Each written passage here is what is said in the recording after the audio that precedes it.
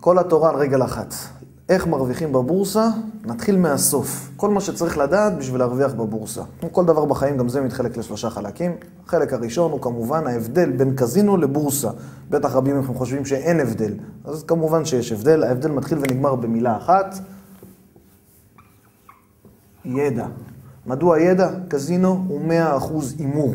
כשאתה מאמר, לאורך זמן בוודאי שתפסיד. כל אחד מדי פעם יכול לקבל הלוואה. שימו לב שאני קורא לרווח בהימורים כהלוואה, כי בהימורים אף פעם לא מרוויחים, מדי פעם מקבלים הלוואות, בדרך כלל מחזירים אותם בריבית דריבית, אם לא יותר מזה. המטרה שלנו הוא להגדיל את הפקטור שתלוי בנו, ידע, ולצמצם את הפקטור של ההימור למינימום האפשרי. שורה התחתונה, שום דבר בחיים הוא לא 100%, בוודאי שלא מסחר בבורסה. אז מה עושים בכל זאת? צריך את הדבר השני. הדבר השני הוא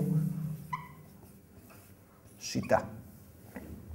מה זאת אומרת שיטה? אנחנו רוצים לקחת משהו שעובד ברוב המקרים, שעובד במה שנקרא תוחלת חיובית. בהגעה המקצועית אנחנו רוצים להרוויח רוב הזמן, או לחילופין להרוויח יותר מאשר אני מפסיד.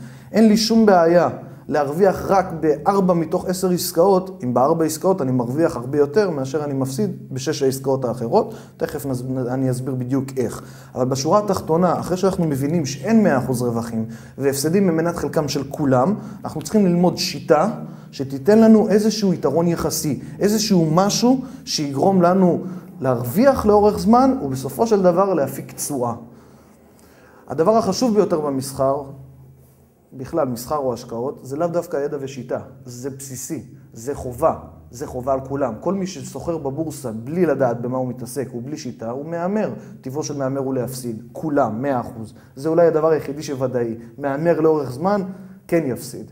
אבל שתי הדברים האלה לא שווים שום דבר בלי הפקטור השלישי שהוא החשוב ביותר מכולם.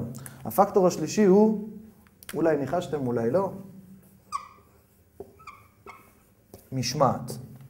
משמעת מורכבת הרבה בייחוד מפסיכולוגיה. פסיכולוגיה אישית שלנו ופסיכולוגיה של המונים. כל אחד ואחד מאיתנו מונע משתי פקטורים מאוד מאוד משפיעים. פחד ותאוות בצע. אם אתה שולט ברגשות, הדרך שלך לרווחים סלולה.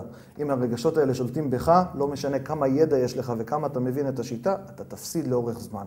משמעת באה לידי ביטוי בכך שאתה עובד על פי חוקי השיטה ועל פי הידע שיש לך.